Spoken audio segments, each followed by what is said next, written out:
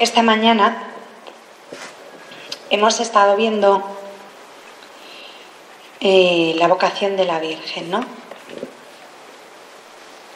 Ella recibió una llamada de Dios, ella responde a Dios y responde a los que están a su alrededor.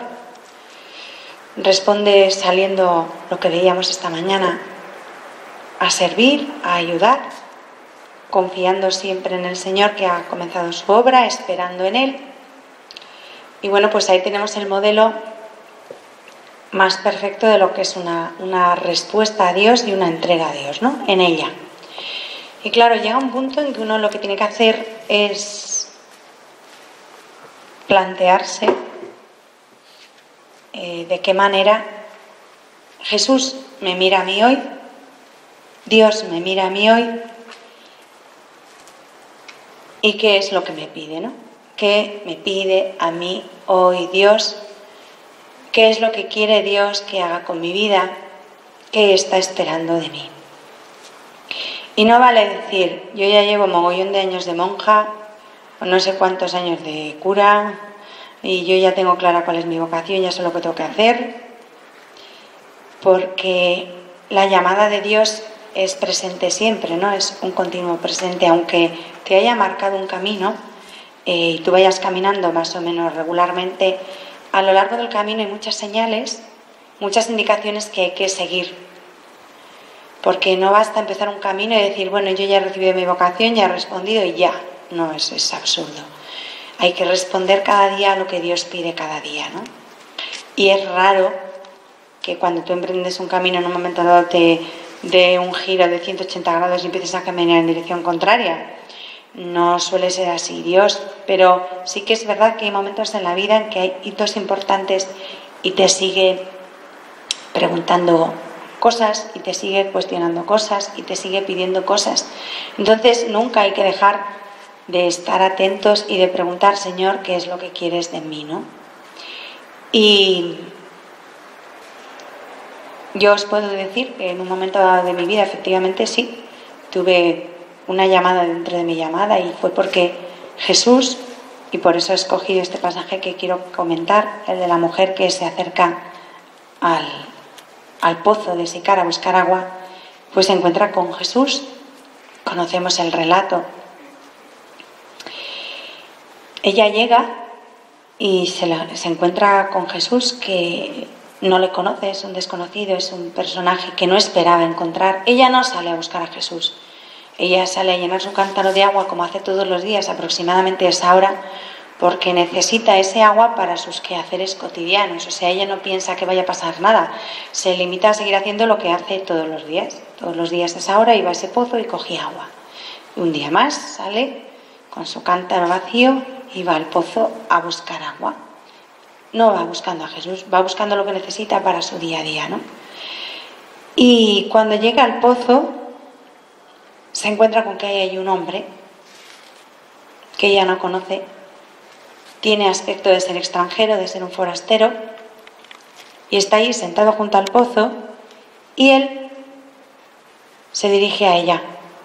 Cosa muy extraña, hay que entender cada signo. Este pasaje evangélico del encuentro de la mujer samaritana con Jesús junto al pozo de Sicar está lleno de detalles y de símbolos que hay que desmenuzar y hay que rastrear, porque todos están llenos de muchísimo sentido. Y como todo en el Evangelio, hay que verlo en su contexto, ¿no? Cuando esta mujer se acerca a aquel pozo y se encuentra con un hombre, socialmente estaba mal visto que un hombre y una mujer que no se conocían entablaran un diálogo. Entonces ella le ve allí, pero ella va por su agua, ya no tiene mayor interés que llenar su cántaro y volverse a casa, que tiene mucho que hacer. Pero lo sorprendente es que aquel hombre, que es forastero, se dirige a ella y le habla. Y le dice claramente, dame de beber. Mujer, dame de beber. Tenemos que entender que eso fue algo para ella sorprendente, porque, y de hecho le contesta, como tú que eres judío, me pides a mí que soy samaritana? Porque el relato evangélico dice que los judíos y los samaritanos no se llevaban bien. Y lo dice muy delicadamente, porque lo cierto es que se odiaban, se tenían verdadera aversión. Por una cuestión de culto, por una cuestión religiosa, somos así de tontos. Ponemos a Dios en medio de nuestros líos y le utilizamos hasta para darnos de gorrazos, ¿no? Pues los judíos y los samaritanos se odiaban porque nunca llegaron a ponerse de acuerdo sobre cómo y dónde había que dar culto a Dios, ¿no? Entonces era muy extraño que un hombre se dirigiera a una mujer y más un judío a una samaritana. Pero Jesús, como siempre está por encima y está buscando algo muy concreto, se hace el encontradizo en la vida de aquella mujer. Dice, además, el relato que era mediodía. Mediodía quiere decir que era aproximadamente, pues esta mujer estaba en la mitad de su vida. Era el mediodía de su vida. Y llega allí buscando lo que necesita, pero para nada está buscando a Dios, para nada está buscando a Jesús. Ella va porque necesita algo muy concreto, que es agua. Y Jesús le dice, dame de beber. Y ella le dice, ¿y cómo tú, siendo judío, me pides a mí, que soy samaritana, ¿no? Dice el relato que Jesús estaba sentado junto al pozo.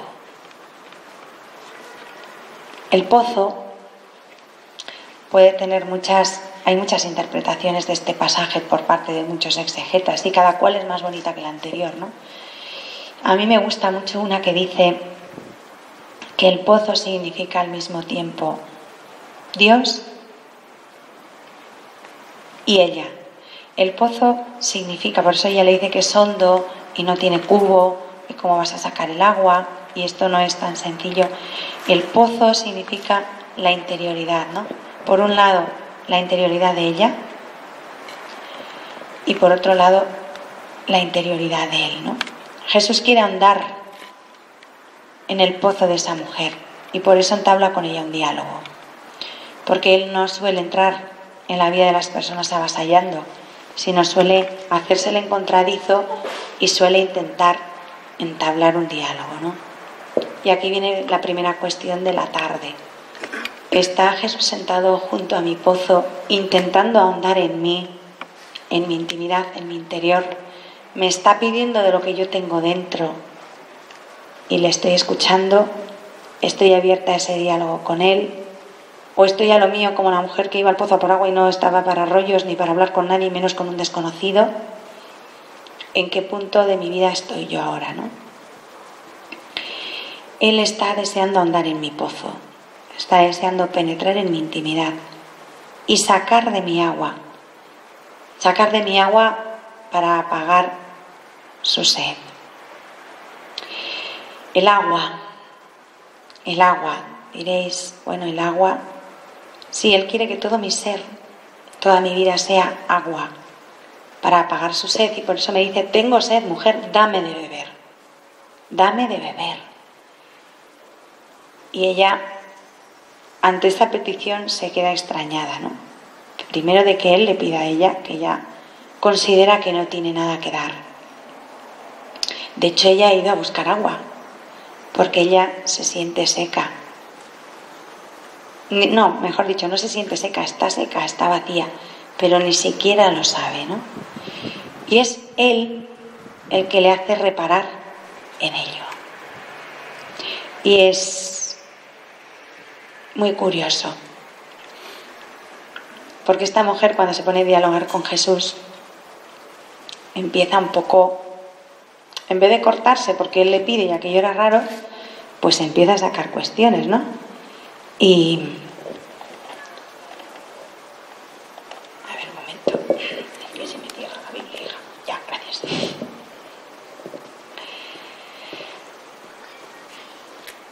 Jesús le contesta cuando ella le pregunta, ¿cómo tú, siendo judío, me pides a mí, que soy samaritana?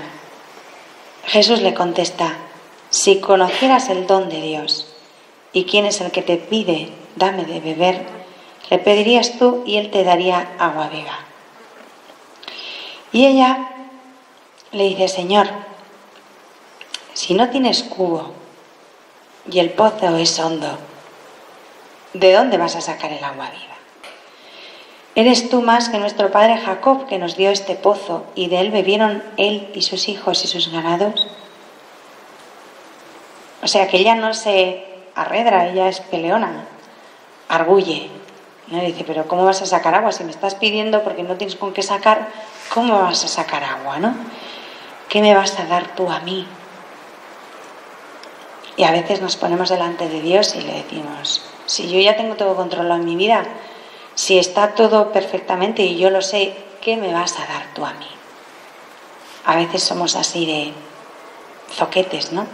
Cuando Jesús te dice, si conocieras el don de Dios, pero no paramos mientes en el don de Dios, sino que yo ya tengo todo controlado y todo más o menos bien. ¿Tú qué me vas a dar? Es que eres tú más que todo esto que tengo.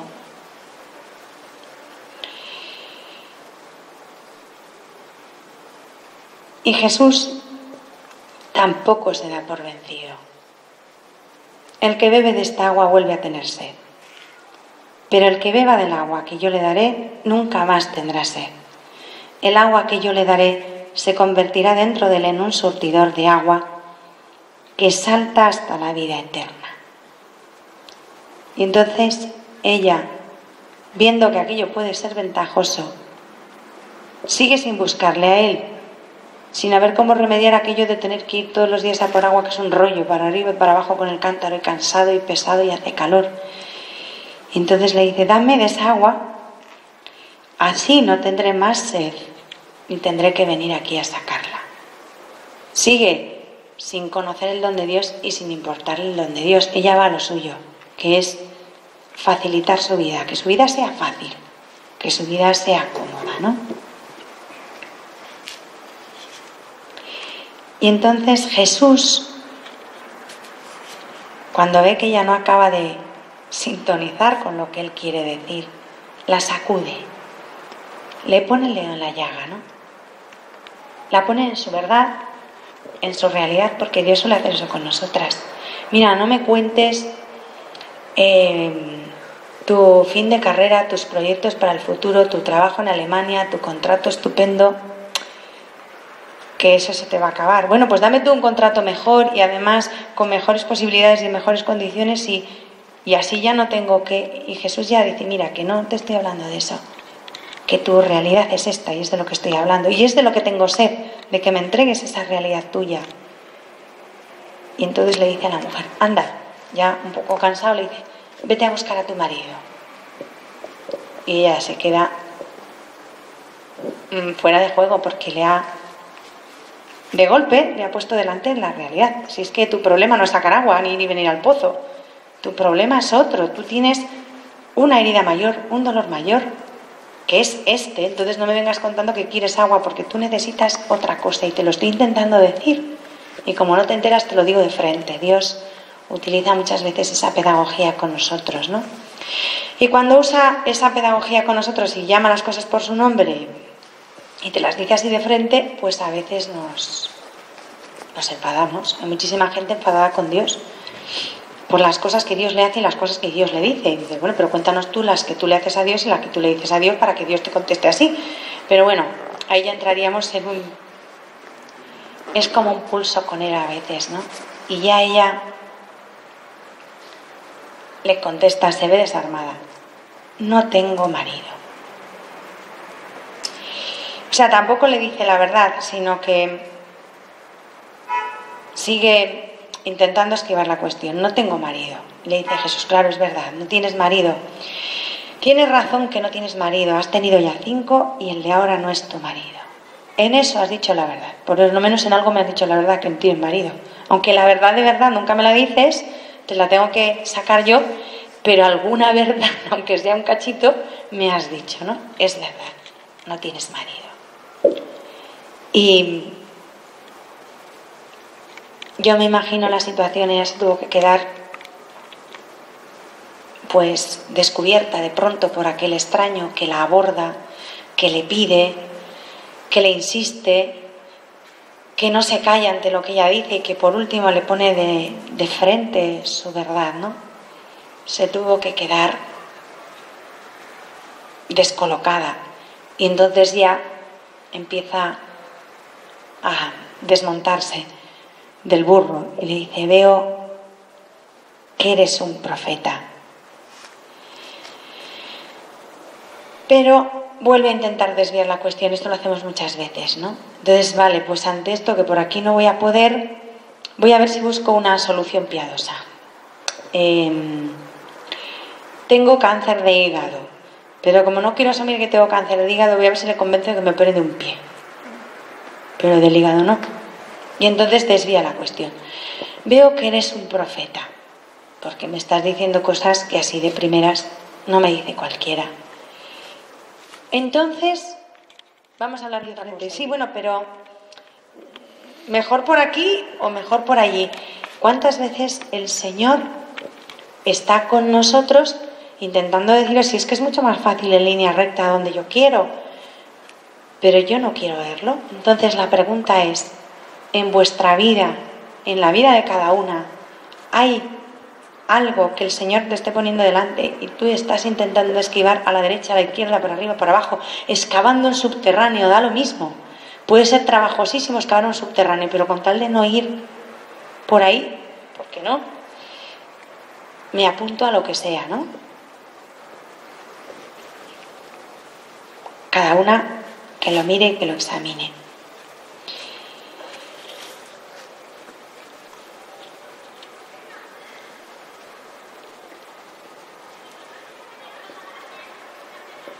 Le dice Jesús: Dios es espíritu y los que lo adoran deben hacerlo en espíritu y verdad.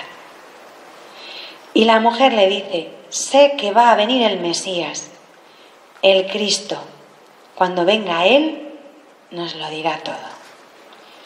Y ya Jesús le dice: soy yo, entérate. O sea, el que te está hablando. Ya no tienes más escapatoria. Si tú sabes que va a venir el Mesías y cuando Él venga todo se va a arreglar, que te enteres que soy yo. Y no hay otro camino, ni otra salida, ni otra solución.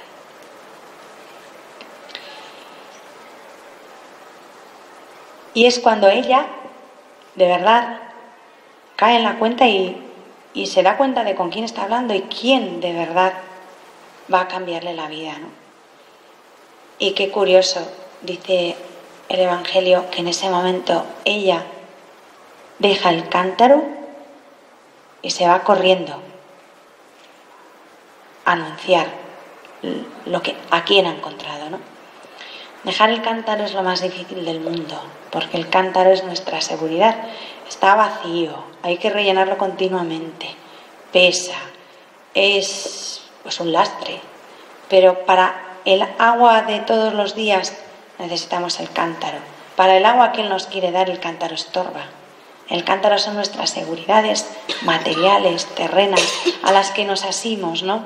Y el cántaro en realidad es un estorbo, porque para correr como ella corre al pueblo, lo tiene que dejar abandonado, ir con las manos libres, porque el cántaro en el que tiene que llevar el agua que le van a dar a partir de ahora, el agua que ella le ha pedido a Jesús, el agua que sacie su sed, el agua que haga posible que no tenga que volver nunca más al pozo, ese agua no se lleva en ningún cántaro material. Y los cántaros materiales estorban. Y entonces el hecho de dejar el cántaro y correr, pues quizás es una de las cosas más difíciles de la vocación, ¿no?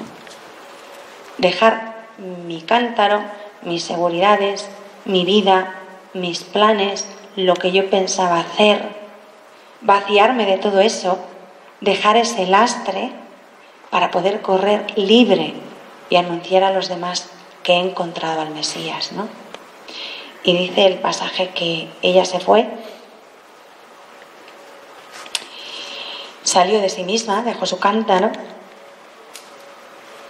un cántaro que por otro lado, como suele pasar con nuestros cántaros, al final estaría resquebrajado por alguna parte y perdería agua. Te pasas la vida queriéndolo llenar y siempre pierde por algún sitio porque tiene rajas, porque está desconchado, porque cargar con el cántaro siempre es muy pesado y se va golpeando y se va deteriorando, ¿no?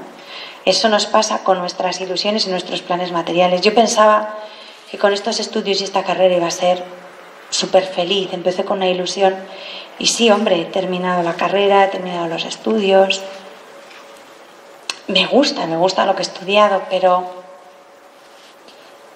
pierde agua, se me va el agua, se me va la ilusión, se me va la vida. Está bien, tengo que acarrear con ello, porque claro, sí, pues tengo que trabajar en esto, tengo que hacer esto, pero al final es un peso, al final es un lastre y al final pierde, ¿no? Se va yendo. Pues quien dice la carrera, dice otras ilusiones, dice todo lo que no sea lo que él me dice, lo que es mío, mi cántaro, al final no es seguro, al final va a perder agua. Entonces, ¿qué seguridad puedo tener yo? Pues tú mira a ver si eso que tienes es lo que Él quiere. Mira a ver si es el recipiente de Dios, el plan de Dios, lo que Él quiere de ti. Y entonces no te será un lastre, no te será un peso, sea lo que sea. O es el que tú has decidido que tiene que ser y no sueltas, vamos, ni por nada de este mundo, y al final es fatigosísimo porque pesa, ¿no? Y hay que llevarlo casi, al final arrastras. Y al final vacío, medio vacío, perdiendo agua, un agua que no es. Porque el agua viva que sacia tu sed, Él no la va a verter en ningún cántaro que no sea el de Él. El de tu propio interior, el que Él ha preparado. El que tú has preparado no sirve, y como no sirve, no va a malgastar ahí la gracia. Va a esperar a ver si te convence, ¿no?, de que te desprendas de Él y cojas el que tienes que llevar. Y luego, yo siempre he tenido la sensación, cuando me he encontrado con esta pregunta de Jesús, dame de beber. Mujer, dame de beber, tengo sed. Es una llamada, para mí es una llamada apremiante, directa. Nunca se me ha ocurrido dudar que fuera para mí, ¿no? A veces es tan evidente esa llamada, tan tangible, que muchas veces me he preguntado cómo no me enteré antes, ¿no? Pero bueno, y cuando Jesús me dice, mujer, dame de beber, yo muchas veces le digo, Señor, yo es que no tengo nada, o sea, ¿qué te voy a dar yo, no? Si tú tienes un agua que nos lleva a la vida eterna, que sacia la sed, que es vida, ¿qué te voy a dar yo a ti? Me pides tú a mí, ¿qué te voy a dar yo a ti, no? Y la respuesta de Jesús es, quiero toda tu agua para mi sed, no un poco de agua, toda tú para mi sed. O sea, no es tu agua, eres tú convertida en agua para saciar mi sed. Toda tu vida, todo lo que tú eres para saciar mi sed, ¿no? Es lo que te estoy pidiendo cuando te digo que tengo sed. No que me des una parte o me vayas a buscar algo, ¿no? Sino que toda tú seas agua que calme mi sed. Y pues claro, licuarse una no es fácil. Llegamos a esa conclusión después de mucho tiempo. Entonces, ¿cómo me puedo yo transformar en agua que sacie la sed de Dios? Cada una lo tiene que mirar, ¿no? Porque cada una desde su lugar, que eso es algo que cada una tiene que descubrir, y en su momento tiene que ser agua que sacie la sed de Dios. Y te pones a mirar cómo es el agua, y el agua es preciosa. Yo cuanto más la miro, sobre todo si es agua que corre, que no está estancada, que corre, que fluye, el agua es transparente, el agua es sencilla, es transparente, no es más que lo que ves, y transparenta lo que lleva detrás. El agua en sí misma no se ve cuando está reflejada en algo, empieza a tomar color en función de lo que haya debajo. De suyo es transparente, no tiene color, es muy sencilla, ¿no? Pues esa transparencia de vida que de alguna manera deje ver a Dios, ¿no? Deje ver lo que tenemos en el corazón, en el interior, esa misma sed, ese mismo deseo, ese mismo amor que es Él. Tenemos que transparentar a Dios en la propia vida. El agua es humilde, porque el agua por sí misma nunca sube, siempre baja, cae. El agua se derrama, se esparce, cae. El agua nunca tiende a subir, siempre tiende a ir hacia abajo, por eso las inundaciones Sobre todo si son un quinto piso, son trágicas para los del piso de abajo, porque al final les llega. Quedan a salvo los de arriba, pero por la ley de la gravedad siempre cae. El agua nunca busca por sí misma nada, sino empapar, caer en silencio. El agua normalmente se derrama y fluye, a no ser que sea un torrente impresionante, en silencio, ¿no? Es dócil. El agua no tiene forma propia. El agua se adapta al recipiente que la contiene. Y es muy curioso porque el recipiente que me tiene que contener es Cristo, ¿no? Es quien tiene que recibir mi agua. Él es el recipiente. Luego yo tengo que hacerme al recipiente, al molde, y tomar la forma de Él. Requiere esa docilidad, esa obediencia, esa flexibilidad. Y lo más importante del agua, además de que sacia la sed, es que da vida. El agua es indispensable para la vida. Sin agua no hay vida. De hecho, el agua es símbolo del Espíritu Santo, ¿no? Que es el que da vida a la Iglesia, el que nos vivifica. Es la vida de Dios, el Espíritu.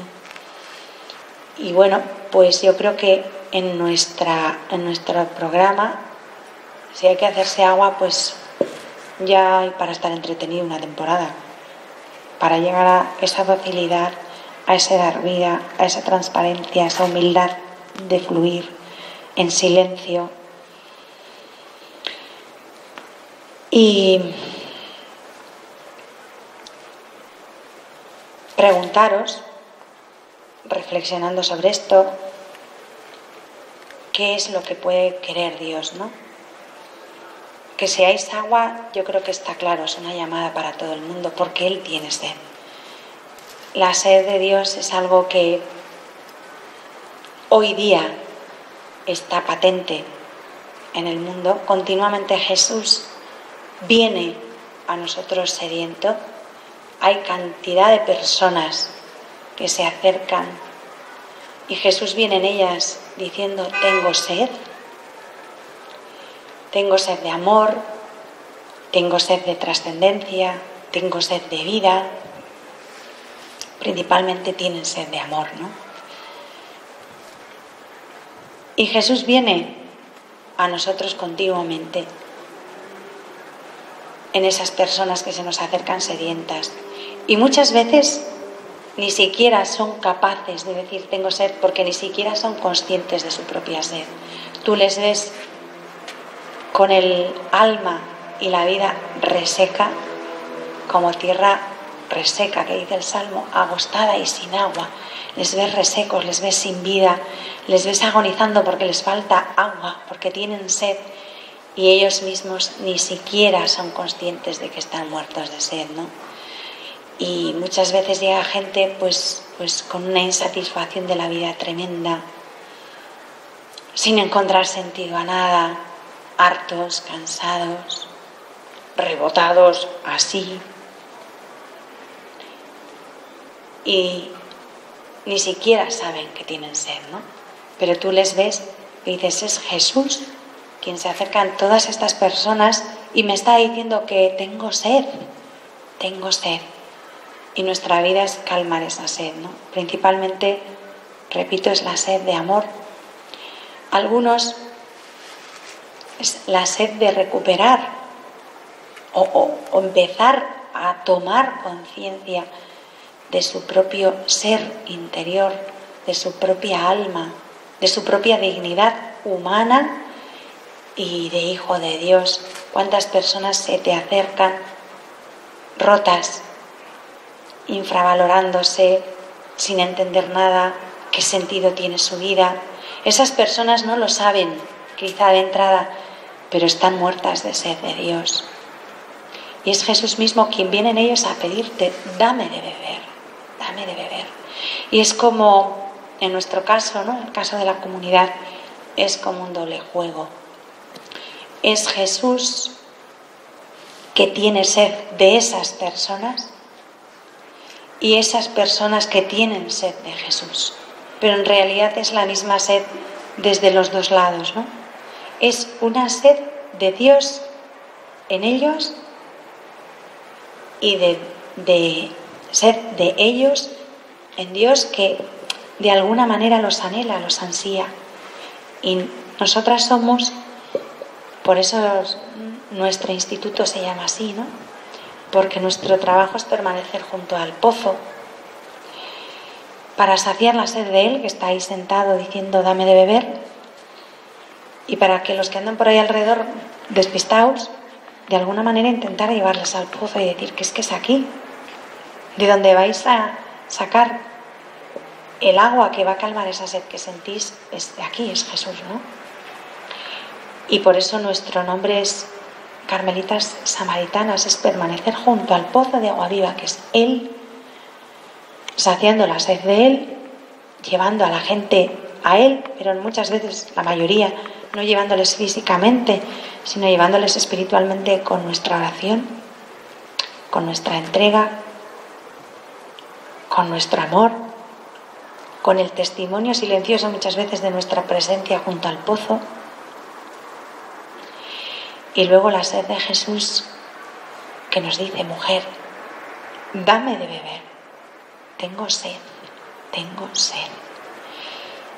Y yo le doy lo poco que yo tengo e intento que otros le den lo que tienen, que se encuentren con Él, porque Él tiene sed de ese encuentro, ¿no? Sed de ese deseo, de encender en todos la sed. Él tiene sed de que tengamos sed. Él lucha, se empeña en encender sed ardiente en todos. Pero son muy pocos los que van llegando y nosotras estamos ahí. Esa es nuestra vocación. Ese mismo grito lo repite Jesús en la cruz: tengo sed, tengo sed. No dice dame de beber, pero dice tengo sed. Total, pata. Es lo mismo, ¿no? Y nosotras es permanecer junto al pozo. Y en la cruz estaba el pozo ahí, a punto de romperse, y se rompe y mana sangre y agua. Empieza el manantial, ¿no? Y esa es nuestra vocación, esa es nuestra razón de ser en la Iglesia, y el porqué de este nuevo instituto, el porqué de este Carmelo nuevo, porque queremos, aunque pueda sonar a presunción, pero bueno, es lo que es, ser carmelitas en espíritu y verdad, ¿no? ¿Cómo hay que adorar a Dios? De esta manera, de esta otra, con estas constituciones, con estas otras, con estos estilos, con el otro estilo, con estas costumbres, con las otras. Y al final, pues, tenemos que ser hijas de Santa Teresa en espíritu y verdad. Es lo que se nos pide, ¿no?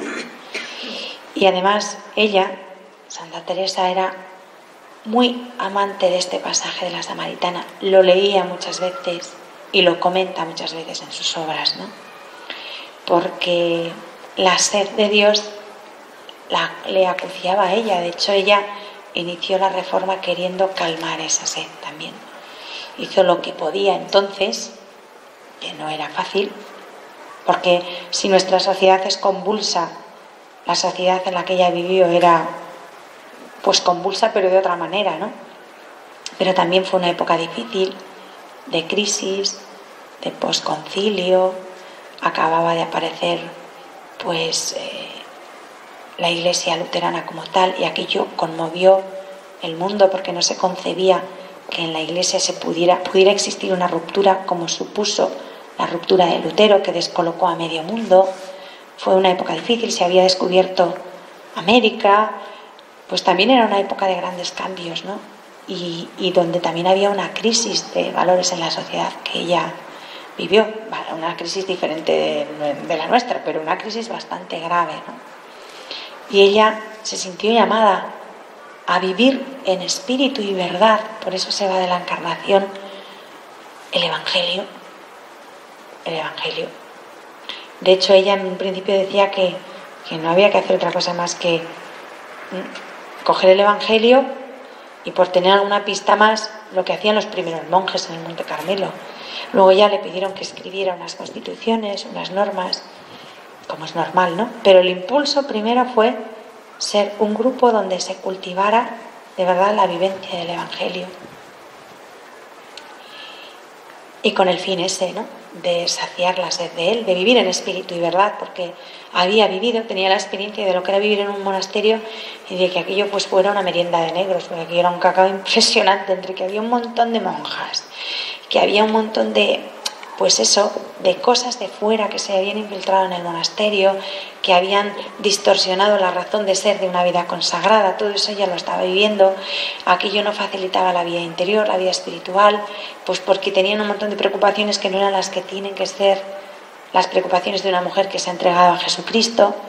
Y ella era tremendamente apasionada, estaba muy enamorada, y una mujer apasionada, enamorada, pues hace lo que ella hizo, portazo, y marcharse con lo opuesto, a hacer lo que sentía en su corazón que tenía que hacer, ¿no? A tratar de vivir en espíritu y verdad. Y eso es a lo que nos sentimos llamadas las que estamos aquí. Y yo creo que no tengo nada más que decir al respecto. Si No, alguien... es que hay una frase que la ha repetido sobre nuestra madre, sobre todo al final, que la usamos mucho y que realmente no es fácil, no es muy fácil de entender, ¿eh? En espíritu y verdad. O sea, la frasecita se las trae. Porque claro,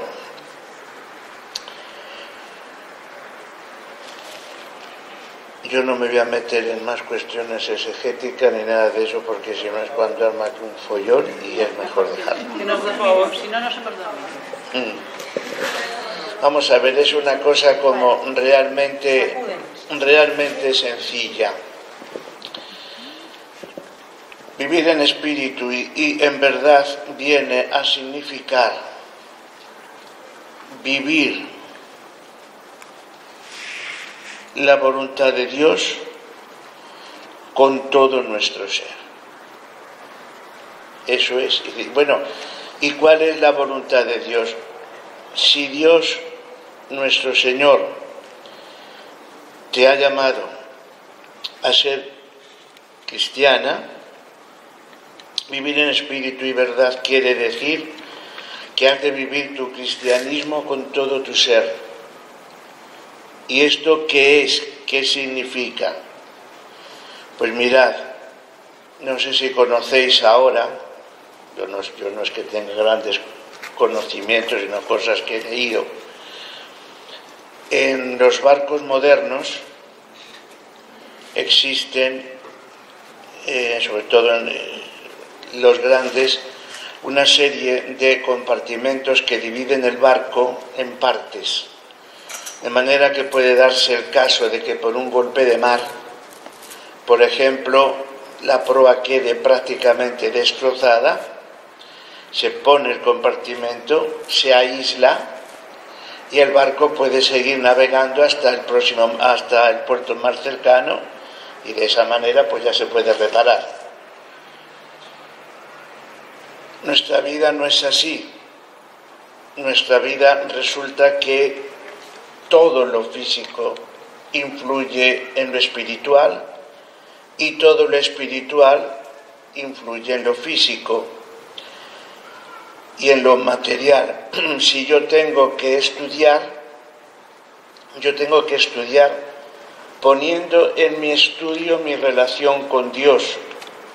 Si yo tengo que hacer mi trabajo, Dios tiene que estar presente ahí. Si yo estoy en mi familia, Dios tiene que estar presente ahí. Yo no me puedo aislar. Yo vivo siempre siendo cristiana. Y entonces es una incoherencia el que yo diga que soy cristiana y que sin embargo, pues no sé, cualquier cosa, tanto que yo pueda tener relación con un chico, bueno, ya me entendéis a lo que me estoy refiriendo, claro, evidentemente. como que yo sea una persona pues que está cobrando unas comisiones injustas, o que yo sea una persona, pues no sé, tantas cosas, por no ir repasando todos los mandamientos de la ley de Dios. Es decir, en mi vida tiene que transparentarse, como decía nuestra madre, mi ser de cristiana. ¿Qué es lo que le ocurre? Yo aquí no quiero hacer ninguna interpretación, ni mucho menos de Santa Teresa, que aquí las únicas que saben son las que saben. Entonces, evidentemente ella se encuentra en un momento en el cual pues la Iglesia está en una disyuntiva muy difícil, como muy bien ha dicho el luteranismo, ha hecho tambalearse todo, lo religioso y lo político, porque Lutero puede salir adelante por la revolución que los príncipes alemanes tienen contra el emperador Carlos. Pero bueno, vamos al hecho, ha hecho tambalearse todo. Entonces, lo que se pide precisamente es que se viva el espíritu de consagración. ¿Y qué es espíritu de consagración? Que todo nuestro ser esté consagrado al Señor. Si no, no soy monja o no soy cura.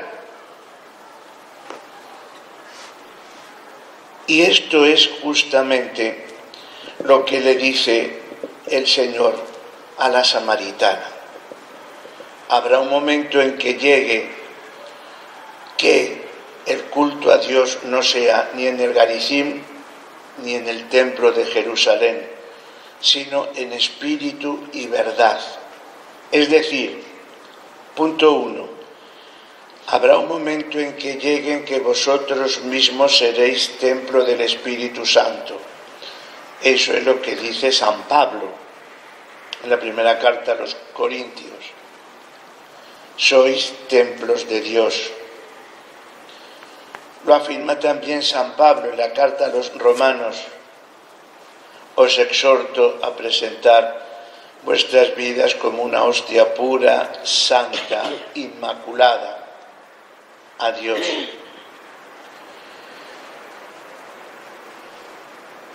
Este ser para Dios que tiene un carácter cultual, es decir, nuestra vida tiene siempre un carácter de culto al Señor, es lo que significa que ya no necesitamos un templo concreto.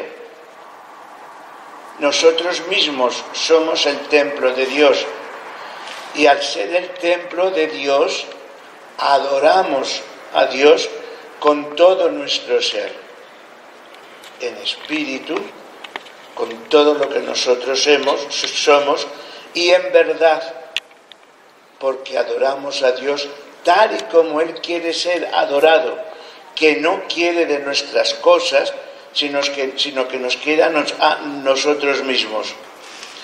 Por eso, cuando se hacen las reformas en la Iglesia, siempre se tira de esta frase como el resumen de todo.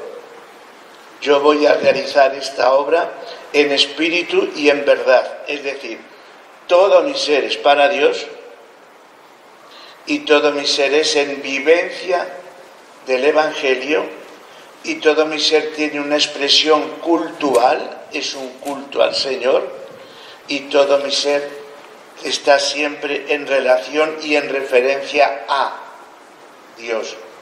Y esto es lo que significa en espíritu y en verdad.